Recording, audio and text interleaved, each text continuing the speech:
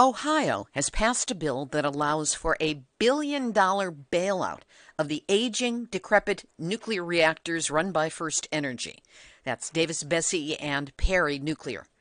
Most of the state opposes this bailout, and citizens groups around the state collected signatures to get a referendum on the ballot to reverse this bad bill.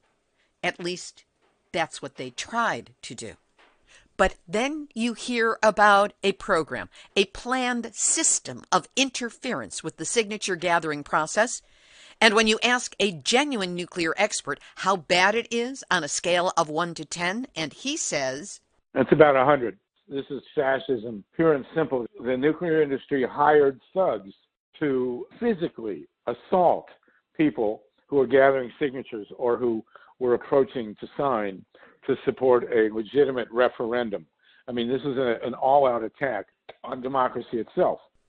Well, when you hear how desperate the nuclear industry is to not only seize profits but hold on to them to the detriment of legal constitutional process, and it's all for the nuclear industry to get more money, you realize how desperate some people and corporations are to make certain that we stay forever in that ever hotter seat that we all share. Nuclear hot seat. What are those people thinking?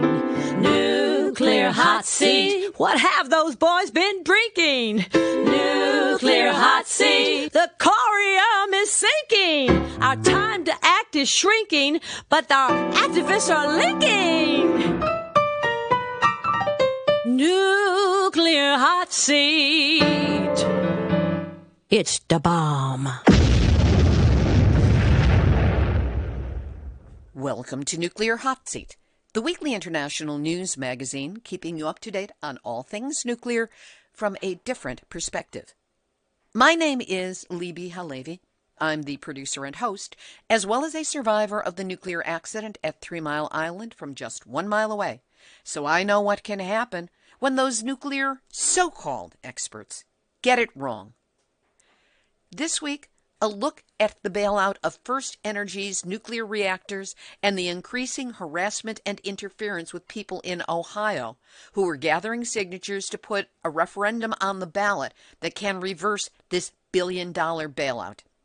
It's like something out of the latter stages of Mr. Smith Goes to Washington, when the kids are trying with their little mimeographed newsletter to get word out about Jeff Smith, and they meet with vicious thugs hired by a media mogul with political aspirations. Anti-bailout Davids versus First Energy's nuclear Goliaths? That's what we've got going here. We'll hear from 2 veteran activists familiar with this situation. Pat Marida is chair of the Ohio Sierra Club's Nuclear Free campaign and a member of the core team of the National Sierra Club's Nuclear Free campaign.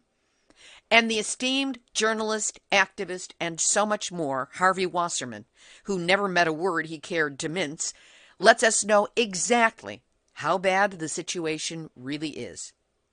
We will also have nuclear news from around the world, numbnuts of the week for outstanding nuclear boneheadedness, and more honest nuclear information than was available on Black Friday or Cyber Monday or any of those other nicknamed days.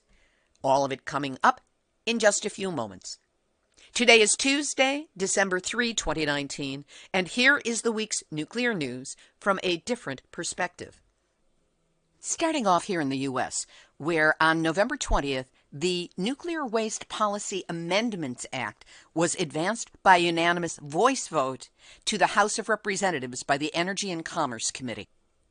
If passed, the bill would move forward with safety licensing, that's an oxymoron, for a permanent nuclear waste repository at Yucca Mountain, Nevada, while providing the U.S. Department of Energy with the authority to proceed with a program for consolidated interim storage while the Yucca Mountain project progresses.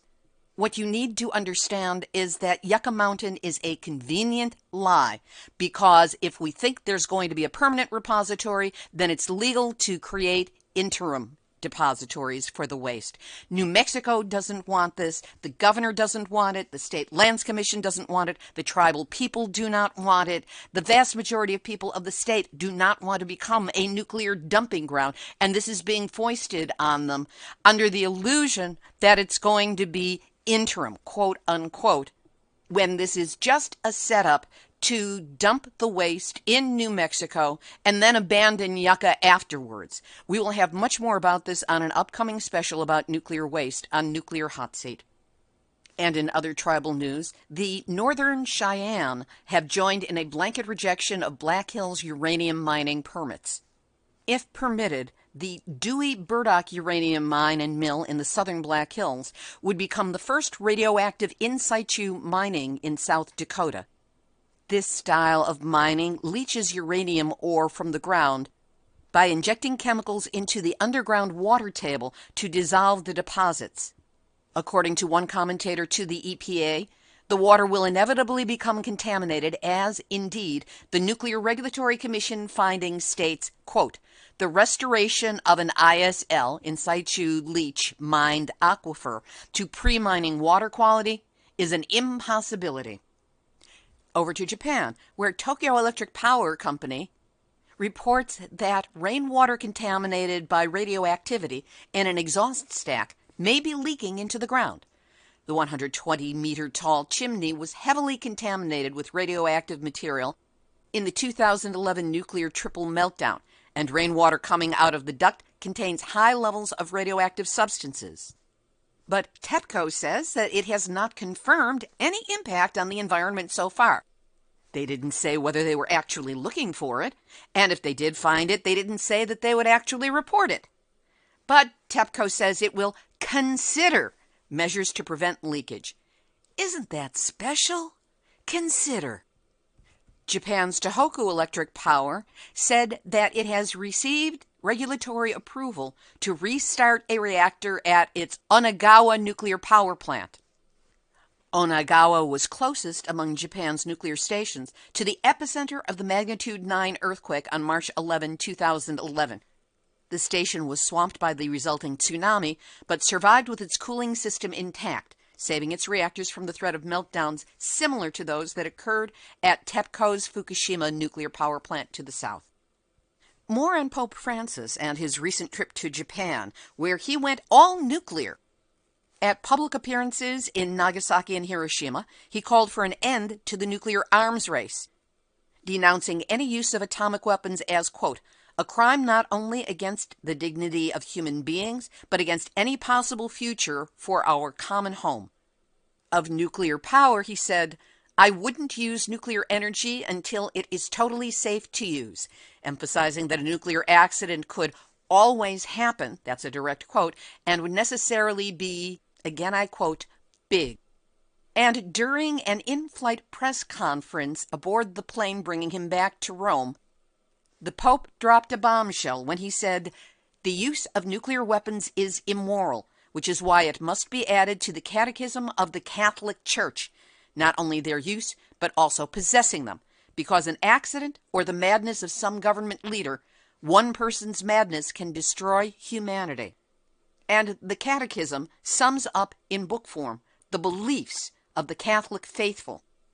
We will link to a transcript of that press conference, and I, for one, can't wait until that no nukes message starts being preached from every Catholic pulpit in the world. In Canada, the premiers of Ontario, New Brunswick, and Saskatchewan, known colloquially and collectively as the Three Stooges, have entered into an agreement to develop small modular nuclear reactors. This is an unproven technology. There is no one design that is agreed upon, and it is widely seen as a means of siphoning off taxpayer dollars for the next 10 years, as opposed to doing anything to directly address the climate. The age of nuclear waste is well upon us. In South Africa, spent fuel storage at South Africa's Coburg nuclear plant will reach full capacity by April, and they have no other place to put it. In Germany, that country is closing all of its nuclear power plants, but now it has to find a place to bury the deadly waste for 1,000,000 years. We'll link to that article. And now there's a new report that decries unresolved and incalculable risks of radioactive waste. It's the World Nuclear Waste Report. It was issued on November 11th in Berlin, and we will link to an article about that on our website, nuclearhotseat.com, under this episode, number 441. We will also link to an absolutely delicious article exposing the misinformation of Michael Schellenberger and his pro-nuclear lobbying group, Environmental Progress. Schellenberger, who I referred to as the Schillberger because of the way he shills for nuclear, writes regularly as, quote-unquote, an environmentalist for Forbes magazine, among others. It's a great read. And now, Nuclear hot seat, nuclear hot seat, nuclear hot seat, numbnuts of the week. the European Union has forged a trade deal with Japan that removes controls over radioactivity levels in foods produced in Japan following the 2011 Fukushima nuclear disaster. As a result, even Britain will soon be selling goods from the disaster-hit area, including breakfast cereals, fish, crustaceans, meat, green tea, and baby food. Even worse, current plans do not allow for the contaminated products to be labeled, meaning consumers will not be aware the food contains traces of radioactive substances. So let's take a look at that word, traces. When radiation exposure, quote-unquote, safe levels are calculated, what's being measured is external exposure, and the model used is a 150 to 170 pound man, approximately 25 to 30 years old, a military model, if you will. But external radiation exposure is far less dangerous than internal exposure, which is what you get when you eat food or drink water or breathe air that has radionuclides in it. After Fukushima, Japan raised the allowable levels of radiation in its food from 20 becquerels per kilogram. It's a unit of measurement. Just pay attention to the numbers. 20 becquerels of radiation per kilogram. But after Fukushima, they raised it to 100 becquerels per kilogram. However, the European Union sets their limit at 1,000 becquerels per kilogram, and the United States, in its wisdom, at 1,200. So food that is too radioactive to be legally sold in Japan is perfectly legal to export to the United States, the European Union, Britain. Internal contamination from radiation can lead to a wide range of illnesses later in life, including cancers, autoimmune diseases, heart disease. And yet, at the moment, 100 becquerels of radioactivity per kilogram of food is permissible even for cereals eaten by children. And for baby foods, 50 becquerels is allowed. How much should be allowed? 0. None. Nil. But Japan keeps pushing the trade agreements to make it seem as though everything is A-OK in Fukushima, and that there is no reason for concern as to the internal radiation exposure of babies, children, even adults. And that's why whoever was behind this particularly ridiculous, if not heinous, bit of permission to this nuclear perpetrator, you are this week's Nuclear Hot Seat, numbnuts of the week. Well, it's official. It's December, and the holiday season is upon us. Time for me to share with you how grateful I am for all of your support of Nuclear Hot Seat throughout the year. It's simple. Without your assistance, it's impossible to keep the show running, and I could not keep it going. Good news, the website revamp is proceeding. All things internet take longer than we expect, but still, it's going. With the goal being easier searchability, a great new look, and the capacity to keep uploading an endless number of new episodes, which will keep going until the nuclear problem is solved or we reach the half-life of plutonium, whichever comes first. The problem is that it's going to be a major expense, well over and above our regular operating costs, and we still have to raise the money to cover it. Some of you have already provided financial support to go towards this new website, for which I am deeply grateful, because that's what's allowing me to start the process. And we'll need help from a lot more of you to get this beautiful, more functional new website up and running. So if you are grateful for the kind of verifiable nuclear news you get here every week, please consider showing it with a donation. Any amount helps, be it a one-time donation to honor the holidays, a monthly sustaining donation, whatever. It all helps to keep honest, verifiable nuclear information flowing out to you. We make it easy to help. Just go to nuclearhotseat.com and click on the big red donate button. Know that whatever you can afford, whatever you can do to assist us, you are helping to combat the nuclear menace in all of its forms with solid, footnoted, reliably sourced information.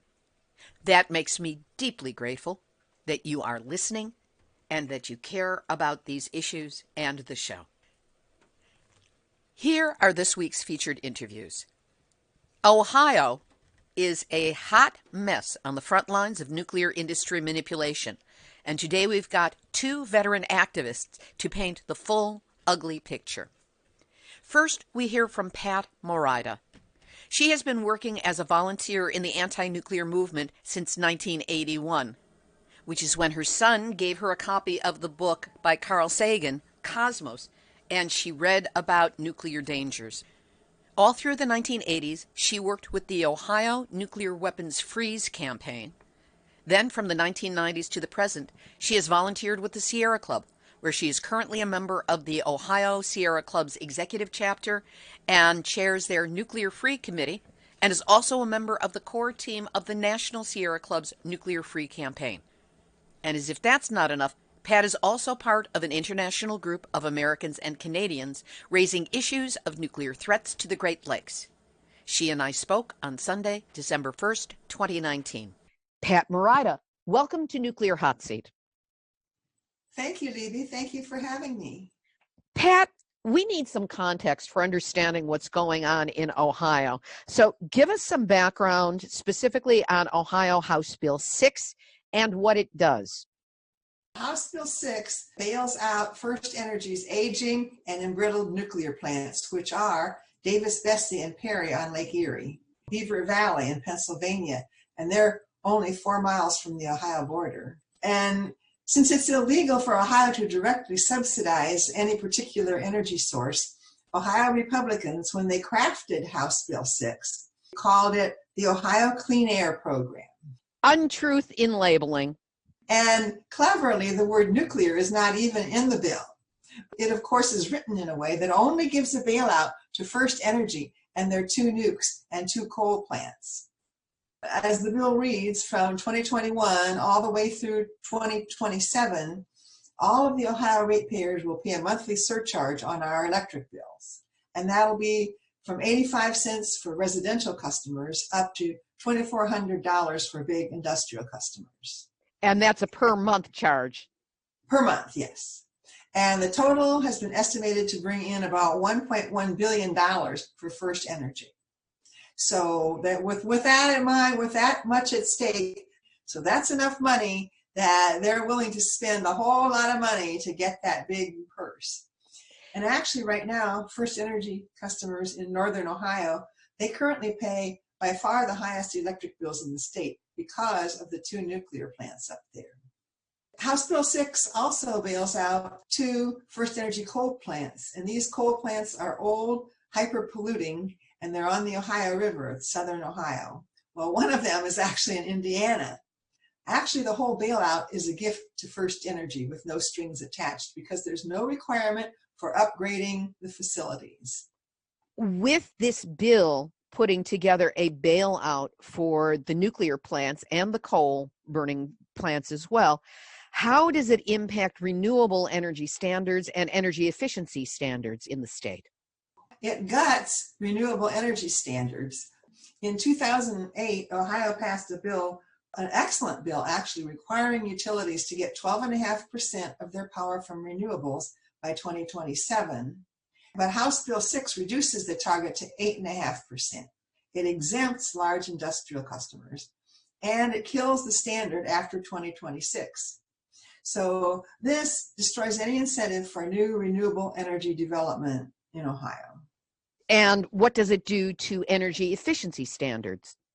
It completely guts them because Ohio's efficiency law required utilities to reduce customer energy use by 22% over a 20-year period using energy efficiency programs.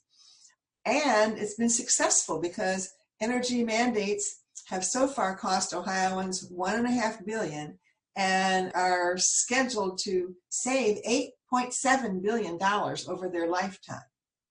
But House Bill 6 allows utilities to end efficiency programs at 17%.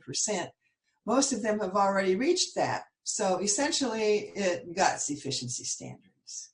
How in the world did a bill as bad and as against the public interest as House Bill 6 in Ohio get passed? In April, the first bill was proposed in the House, and it had a lot to do with the money coming in to the legislators from First Energy.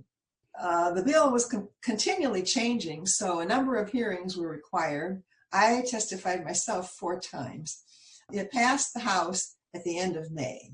Then the legislature was scheduled to recess at the end of June, and the Senate had still not passed the bill.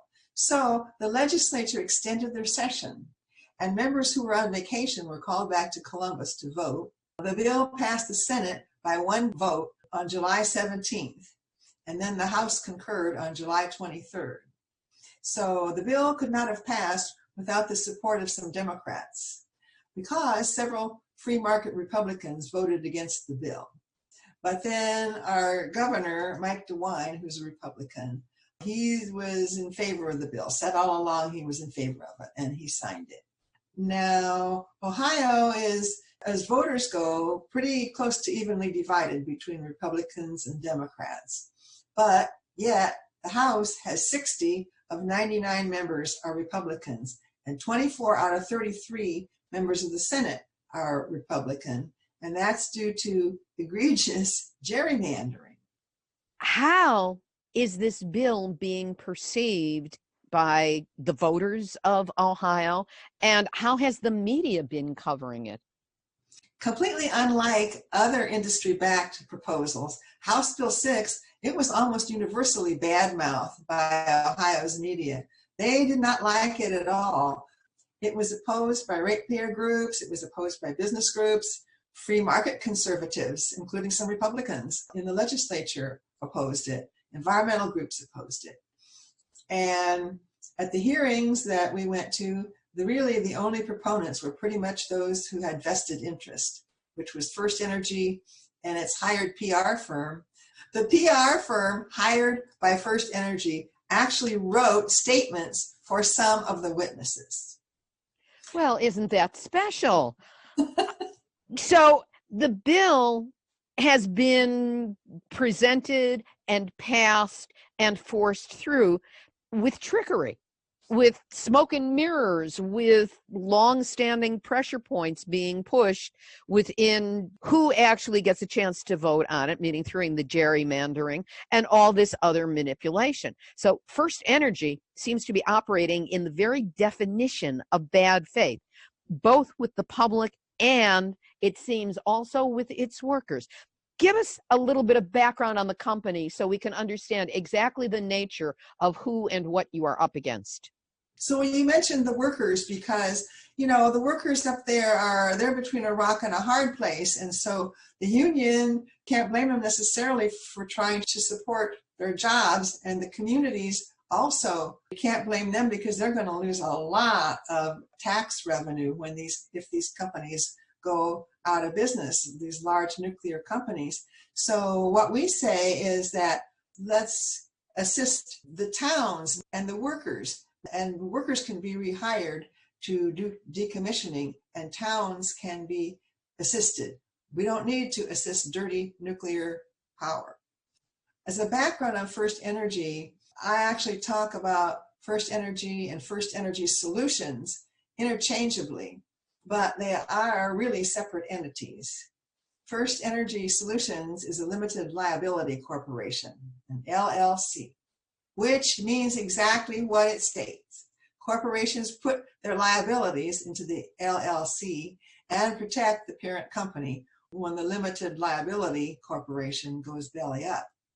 First Energy Solutions is a new entity that now owns the decrepit nuclear and coal plants. But it did not exist as a standalone entity until First Energy decided to put its generating entities into bankruptcy court earlier this year. So before that, we did not have First Energy LLC. Now we have First Energy Solutions LLC. So it's a corporate shell game where even if anything bad takes down First Energy Solutions, the parent company remains intact and cannot be gotten to. Is that accurate? That is accurate. And actually, it was bad business decisions that caused First Energy the financial woes, because if you read their yearly reports, Davis, Besse, and Perry actually show a small profit. On March 28th, the end of March, First Energy Solutions, this newly created limited liability corporation, asked the Department of Energy to issue an emergency order to provide cost recovery to the coal and nuclear plants in the PJM, which is the Regional Transmission Interconnection. But the Department of Energy did not have the authority to intervene, so they got denied there. And they went to PJM, but PJM, the Regional Transmission Authority, had already denied First Energy Solutions a bailout. They've been asking for bailouts for a long time. It seems outrageous that a judge in the U.S. bankruptcy court approved First Energy Solutions could spend its assets, the assets left after declaring for bankruptcy, on lobbying for House Bill 6. How is that even possible?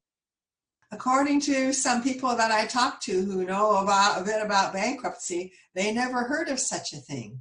But actually, in truth, that is exactly what happened. The U.S. Bankruptcy Court, Judge Alan Koscheck, approved them to spend lobbying money on House Bill 6, so they had nothing to lose. It was money they weren't going to have anyway. Not only that, but First Energy Solutions asked for a $100 million bonus plan for employees, but that bonus plan, they wanted to exclude union workers. So they wanted to give themselves, the big shots, a bonus of $100 million out of the bankruptcy assets. And the judge went ahead and approved a $126 million bonus plan, which was bigger than the one they asked for, but that included bonuses for unionized employees. But that was done in bad faith on the part of First Energy, because what happened the same day that House Bill 6 passed? They don't waste any time. They don't want to put up a pretense. On that same day, they told the bankruptcy court that it wanted to dishonor the union contracts for the plants, including worker pensions. And in order to get the unions to support House Bill 6, they had promised, First Energy had promised, that the contracts would be honored. So there's a lot of duplicity happening there. This is absolutely infuriating. And of course, there's more infuriating information to come. What was the impact of all of this legal haggling and manipulation on renewables within the state of Ohio? The bill does have $20 million that would be divided among 6 existing solar projects in the rural areas down in southern Ohio. But actually, this is meaningless because First Energy is still required under House Bill 6 to develop more renewables. So that's just part of the gift to First Energy. And what did it do to wind? First Energy was actually behind a wind setback that was passed in 2014. It was tacked on at the last minute to the budget bill, and there was only 10 minutes allowed for discussion. Now, this bill requires 1,300-foot setback from any property line. In other words, the windmill, or the whatever we're calling the turbines now, have to be set back from any property line by at least 1,300 feet. So Yeah. it's almost impossible for anyone to be built that has enough clearance around it for it to be legal. Yeah, well, it's impossible to build a wind farm in Ohio. Newspapers reported a $4.2 billion loss in economic development in Ohio and a potential loss of 13,000 jobs. As a result of this totally intended to block and successfully blocking the development of wind energy and wind power in the state. Yes, and that's been that way since 2014. With all of these shenanigans from First Energy and First Energy Solutions, what are some of their codependent agencies doing? In other words, what kinds of concessions and waivers has First Energy asked for and been granted by the Nuclear Regulatory Commission? Specifically, we're talking about safety and maintenance here. Well, it's pretty amazing. I have a very long list of these. They're somewhat different between different reactors, but for almost all the reactors, there's longer periods between inspections. Emergency plans have not been updated, are not required to be updated. Flooding and other recommendations from Fukushima lessons learned have not needed to be implemented. Intervals between containment leakage tests were extended. Exemption from records retention requirements. In other words, they don't have to keep their records of that they've been taking through all of this? That's pretty scary. Yeah. Wow. And there could be liability there. They've been given exemption from the definition of physical barrier. That was Davis-Besse, at least, that got that dispensation. And what does that mean? The NRC said that barbed wire is good enough of a physical barrier to keep, I guess, potential terrorists off the property at Davis-Besse. I think Sister Megan Rice proved that false about 5 years ago when she and 2 other senior citizens got into the Tennessee Valley Authority facility and did their peaceful plowshares protest there. It needs more than barbed wire to keep out potential terrorists or just mischief makers. Keep going, because the absurdity of this is not entertaining, but it's like, how much worse could it get? Wait, there's more. Missile generation by tornado has been deferred. Now, what is the problem of missile generation by tornado? Well, a tornado hit Davis-Besse in 1998, and it was the worst direct hit by a tornado that ever happened to a U.S. nuclear plant. So what happened was it picked up machinery and debris and threw it at the plant. But now they have a deferral. They don't have to clean up the mess that's around the plant and clean up the things that might be hurled against the plant. Other things that are happening, which the NRC has approved, is the use of high burnup fuel. I know you've had Donna Gilmore and others on that have talked about this, but this allows them to burn the fuel longer and hotter with less refueling. And high burnup waste is hotter. When its usefulness is over, it's hotter. It takes longer to cool. They aren't even sure what all is going to be inside of some of these new high burnup fuels. And it's harder to contain. The Nuclear Regulatory Commission has neglected to update U.S. nuclear regulations in order to meet the International Atomic Energy Agency recommendations. So U.S. nuclear reactors don't have to follow the IAEA recommendations. Even after getting all these waivers, the NRC continues to give First Energy's reactors good safety marks. It's stupefying. It's like, what? And how were you allowed to get away with this? Did nobody ever slap your hand when you went to the cookie jar? I mean, come on. And another issue is the Environmental Law and Policy Center. They have a lawsuit against First Energy because First Energy is attempting to avoid its obligation to fully fund the decommissioning funds for its nuclear reactors. So this is an important lawsuit to follow, and it's still in court. You know, this is stupefying information as to how much this one corporation is getting away with, to the detriment of people and the environment. It must be costing a tremendous amount of money. What do we know about the kind of financial clout First Energy is putting behind all of this? First Energy is one of the biggest money players in Ohio politics. And papers report that First Energy spent as much as $50 million, or maybe even more, on lobbying firms and coalitions like Ohio Clean Energy Jobs Alliance, get that name, which supported the bailout. It's also reported about 4 secretive companies that put $2.6 million into Ohio Republican primaries, which was back in May of 2018. They put that much money, and they're looking for candidates that would support the First Energy bailout. It was amazing. We did not find out this until recently, but way back then, a year and a half ago, First Energy was figuring on doing this and supporting in the primaries, in the Republican primaries, supporting their folks that would vote their way.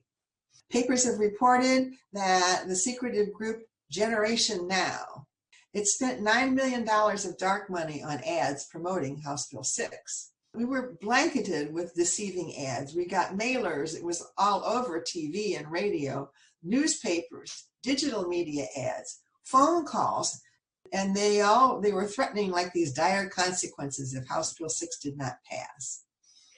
So it sounds like there was a full slate of deceptive practices that Ohioans were hit with. Was this even before the referendum? Yeah, this was just promoting the passage of the bill. Wait till we see what happens when this referendum gets started. Well, let's go there now. What is the referendum? What would it do? And then let's get into the next wave of misbehavior and worse on the part of those who are pushing for the bailout. So in Ohio, we citizens can have a referendum that would overturn a bill that the legislature has just passed. So a group called Ohioans Against Corporate Bailouts was hired to conduct a referendum that would overturn House Bill 6. And the signatures of registered voters for any referendum are needed to be collected from all around the state. This effort, however, was paid for largely by oil and gas interests, interestingly enough, who were strongly opposed to the bill. But they had the money. Citizens groups really didn't have the resources for a big endeavor like that.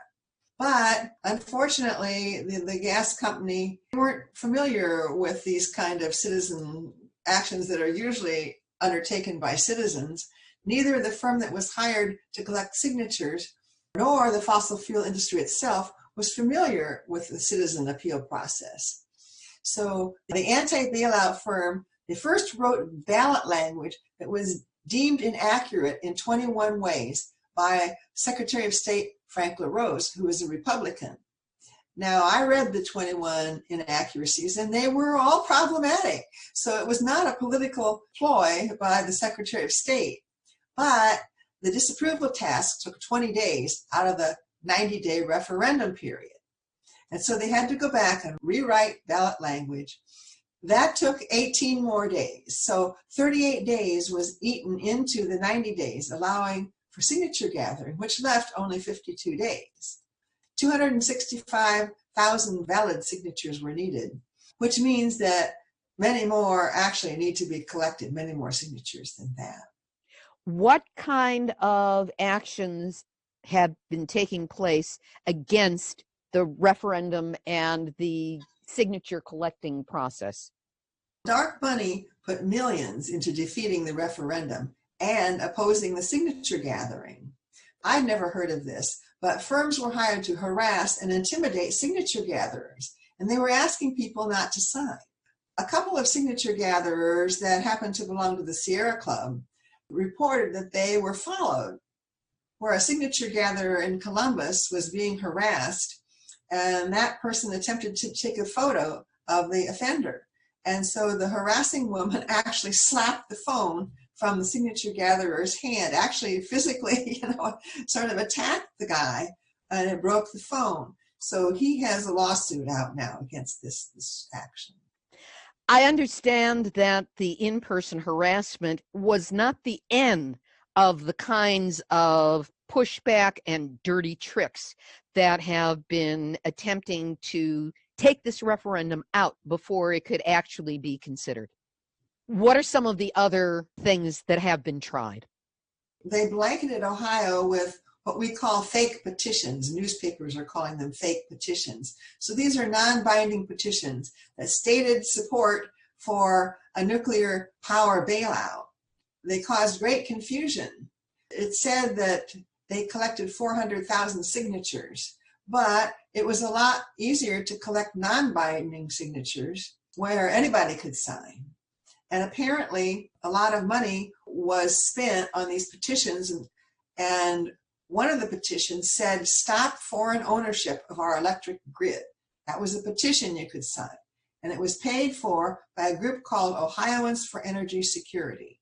And that was an insane statement, had no basis in reality.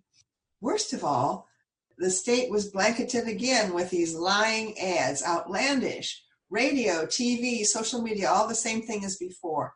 And they were saying foreign entities have invaded our energy grid. And this is right off the postcard. It says they want to kill our jobs and raise our rates. Decline to sign. There were also xenophobic kind of ads, really, threatening a Chinese conspiracy to take over the energy grid. One flyer I have says, "If you see a circulator, report them to this hotline." The circulator being the person who's actually asking for signatures on the legitimate petitions. That's right. And then the group points to Chinese bank loans to some natural gas burning power plants. That's what the Chinese conspiracy is. A Chinese bank has loaned money to natural gas plants. But in actuality, First Energy also has loans from that same Chinese bank. You know, there seems to be a position of authority that's writing these things and saying these things, and people are looking to authority. Have the courts been any help in stopping these deceptive practices? A group calling themselves Ohioans for Energy Security filed a lawsuit before the Ohio Supreme Court, and that was seeking to block the referendum. And it argued that House Bill 6, fee on electricity ratepayers, constitutes a tax and thus is not subject to a referendum. What they seem to have forgotten that when House Bill 6 was first introduced, the promoters assured the public that it was not a tax. However, just last week, the outcome is that the court decided not to hear the case. Where is the media in all this? Is any publication or broadcast outlet chronicling the attempts to derail the actions and block the bailout? Yes, that's happening, and it's been good. I mean, there's been a lot of good reporting about the deceptions here. However, those are on the mainstream media, more or less, and they're on websites and things that people read, whereas these ads, are constantly blasting out on TV, radio, and everywhere, which are much more likely to be seen, the ads opposing it. So a lot of times, a lot of things that go on that are wrong, there's good publicity about it, but it just doesn't get into the hands of the majority of people. Given all of this fighting back and forth and this domination because of the finances behind it by First Energy and their minions to guarantee in their minds that this bailout goes through, that the referendum does not get on, that there's no recourse, that they get their money and it leads to whatever it leads to, let the pieces fall where they may. Where does everything stand now? Ohioans against corporation bailouts failed to get enough signatures to overturn House Bill 6. However, it's not completely over, as that same group, Ohioans Against Corporate Bailouts, has asked the courts to rule that Ohio law allowing ballot language to cut into signature gathering time. They're saying that that's illegal and that they should be given 38 more days to collect the signatures, the 90 days that they're supposed to have. So it seems fair, since 90 days, first of all, is not a lot of time, and then cutting into it by more than 1/3. Yes.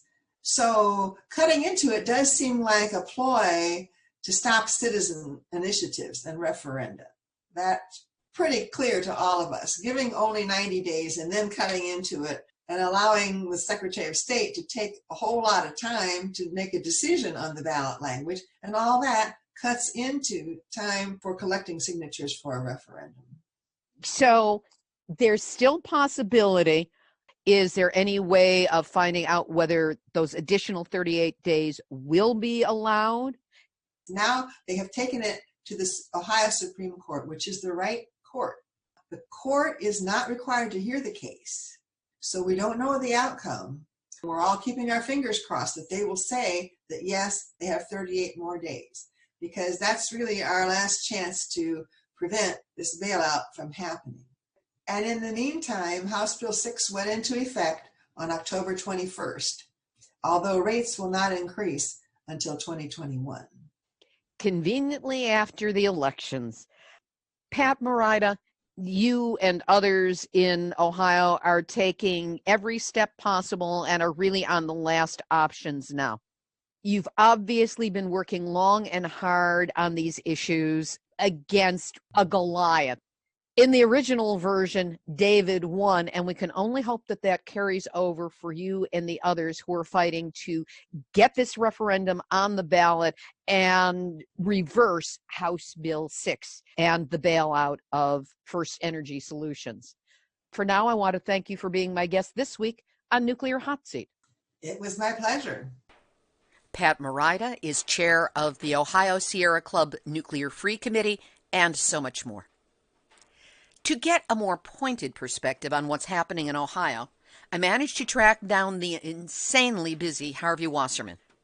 For those of you not already familiar with Harvey, he is a journalist, author, democracy activist, and advocate for renewable energy. He has been a strategist and organizer in the anti-nuclear movement in the United States for more than 30 years. Media-wise, he's been a featured speaker on Today, Nightline, National Public Radio, CNN, Lou Dobbs Tonight, and other major media outlets. We spoke on Monday, December 2, 2019. Harvey Wasserman, thanks for joining us on short notice here on Nuclear Hot Seat. My pleasure. You have been in the anti-nuclear movement for decades, and you've seen a lot. Given what is going on in Ohio with the intimidation of petition gatherers and disinformation that's been thrown towards the public regarding the referendum, on a scale of 1 to 10, with 10 being the worst, how bad is this in terms of intimidation of an anti-nuclear perspective? It's about 100. This is fascism, pure and simple. The nuclear industry hired thugs to physically assault people who are gathering signatures or who were approaching to sign to support a legitimate referendum. I mean, this is an all-out attack on democracy itself. We've seen a lot of things, but we have not, prior to this, seen hired stormtroopers physically assaulting people who are trying to put a referendum on the ballot. I mean, it's astounding. What are the chances, do you think, of this referendum still moving forward, given the number of roadblocks that we've already heard about that have taken place? It's going to be very difficult. First of all, it's hung up in the court, which is what the industry wants. They have used the Ohio Secretary of State and Attorney General to delay the signature gathering. You're supposed to have 90 days, and they used up 38 of those days just with the state offices deciding whether or not they can go on the ballot. And then when they did put people out there, finally, when we got the petition approved for circulation, as I say, we were assaulted, physically assaulted by thugs. And so the signature gathering came up short, and I don't know if there's going to be more time to get more signatures. And then what will happen when people go out to collect the signatures, if they're going to be assaulted again, which is highly likely, by these Gestapo stormtroopers. What, if any, legal or police recourse might there be to these actions? Well, the police don't care. I mean, the bottom line is that the Ohio government has been purchased by the nuclear industry. The Ohio Supreme Court, 7 justices, 3 of them had to recuse themselves because they took money from First Energy. So, you got half the Ohio Supreme Court that's been already bought by the industry, and who knows what else who else they bought. They've certainly bought the legislature to get this bailout through, even though the huge majority of Ohioans opposed this bailout. First Energy bought most of the Republicans and some of the Democrats and got it through. What is likely to happen on this point forward? Do you think we have any chance of getting that referendum on the ballot? There is some chance. You know, we had a federal judge who remanded the case to the Ohio Supreme Court. He asked the Supreme Court to answer a few questions about the nature of the referendum, and then the Ohio Secretary of State asked the Supreme Court not to answer the federal judge. Is that even legal? Who knows? We're talking about, the age of Trump here, so anything's legal, as long as a corporation does it. What, if anything, can those of us who live outside of Ohio do to support the work of those who are still fighting to get the referendum on the ballot? Well, you could probably send financial support to the Ohio Sierra Club and maybe send the emails that we can pass on to the federal judge. But, we have the support, by and large, of the Ohio media, very corporate media in Ohio, very right-wing, but some of the biggest papers in the state have been appalled by this horrible fascism, and we'll just see. We got to wait now to see what the courts are going to do. But we are hamstrung at this point in time. I mean, it's a shocking situation. The First Energy, which is in bankruptcy, running two plants. One is more than 40 years old. One is more than 30 years old. You're talking about Perry and Davis correct? In addition to two 50-year-old coal-fired plants, one of which is in Indiana. I mean, they're really just showing that they can do anything they want. However insane it is, they think they can get away with it. And at this point in time, we're hamstrung. We'll have to see. I mean, there will be court challenges to the bailout, but there's no doubt that if a referendum got on the ballot, we would win. And that's what they're fighting. So this is not only about nuclear power, it's about the legitimacy of the referendum process. Any final thoughts? Yeah, I mean, this is as bad as it gets. Ohio, once again, is as bad as it gets. We saw an election stolen in Ohio in 2004. We've seen ridiculous gerrymandering. We see two nuclear plants on the lake, one of which was the first American reactor to be harmed by an earthquake, the other Davis-Besse, which is just infamous for its complete lack of safety and maintenance.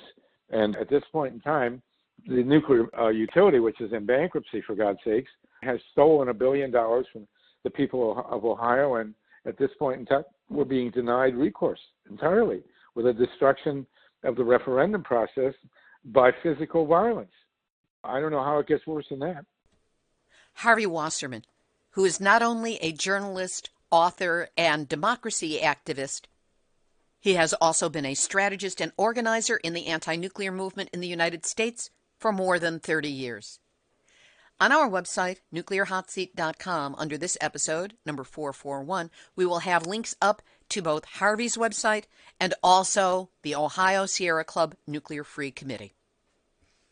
Activist shout out. Films. There are 3 big documentaries on core nuclear issues on the horizon, and they're all going for completion and presentation in 2020. First is Heidi Huttner's Accidents Can Happen, The Women of 3 Mile Island. Next is Lisa Wolf's film, Rocky Flats, and Lois Lipman, whose Downwinders follows those people downwind of the Trinity test in Alamogordo, New Mexico, who have never been acknowledged or helped.